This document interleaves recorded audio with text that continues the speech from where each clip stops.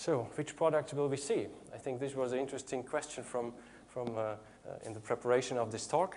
And I think the answer is we have two trends. The first is we have a continuous pressure on the production cost. And second, we have margin pressure. So what we see is that this is clearly a driver for the mainstream products. So the crystalline silicon will continue to be the mainstream because it has shown and it has a potential to decrease the cost as fast as possible. And this is setting the pace for the cost price decline. Exotic technologies will have much more difficulties to follow unless you have really a kind of hidden champion.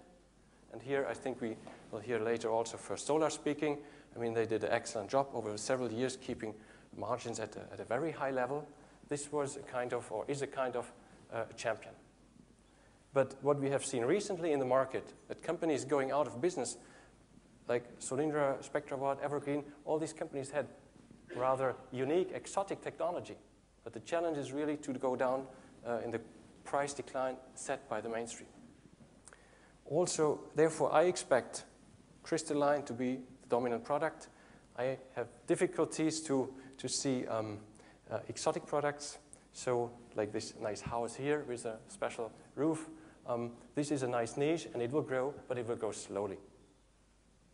Also, for crystalline, I'm also interested and think, what does the margin impact mean? And I think one reason is that budgets for non-production will be reduced, and this includes R&D. For instance, a lot of talks about metal wrap through, back contacts, selective emitters already presented. But imagine the margins is reduced, so we will have less money also for R&D. And it will go, the R&D has to be taken from the equipment makers. Politics, what can we expect for solar? I think one point is that we are reaching grid parity in Germany soon, next year. This is what we see. If you have a system price of 2 euros per watt for a small rooftop, residential roof, you make the levelized cost of electricity calculations, then you end up at a power price from your rooftop of below, I mean, here we have 20 euro cents. And the grid price is already above, so it's at 24 euro cents, so we have grid parity. We don't expect a boom, clearly to say we don't expect a boom in solar. This is another story. And why don't we expect a boom? I think there are two perspectives. One perspective is a microeconomic perspective, because it's not an easy investment case. Because we still need a grid, we are not independent, we would need a storage system, storage would need cost, and this is not priced in yet. But what is more important even is the macro perspective. We have the traditional energy suppliers, which are fighting against solar. Solar cuts into their business, it cuts in their revenues, and it cuts in their margins. So they fight against solar. And the other problem is that the traditional energy suppliers are rather well linked to the conservative politicians. So and the conservative politician is rather well good in his seat and has no need to change. So this system could run forever. But I think we're also seeing here some differences. I think we see shifts to solar. We have seen this from China. Feed-in tariff announced. Still a lot of open items, but something is coming. France, even in France, nuclear appears not so safe anymore.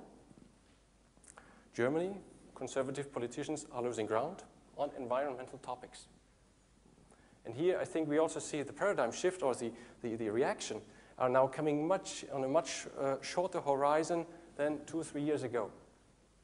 So I would not be surprised if German politicians change their views to renewables again in a positive way. What can we expect for the future? And this is last but one slide. I think we have to look at there's a kind of paradigm shift from centralized electricity production to decentralized. And if we look at these paradigm shifts, we have 3 phases. First, if it's a new piece, a new toy, it's besmiled. Second, it's attacked. And third, it will become mainstream. And if we look at solar, we have seen from 2000 to 2000, everybody smiling at solar, nice toy. And in many countries, it's still a nice toy. But in Germany, it's attacked massively.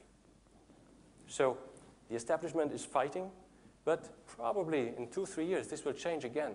And it either be the big ones, which I'm wondering myself if they are able to change their mindset, or we'll see new companies getting into this play of managing and selling distributed power.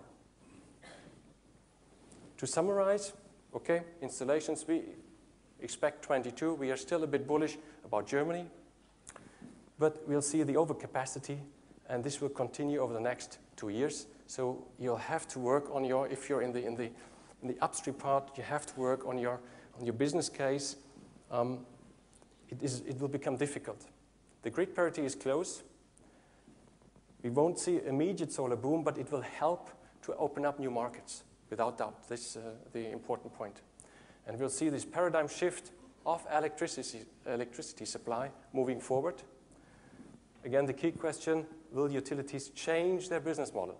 Will they adapt? Will they incorporate solar? Thank you very much.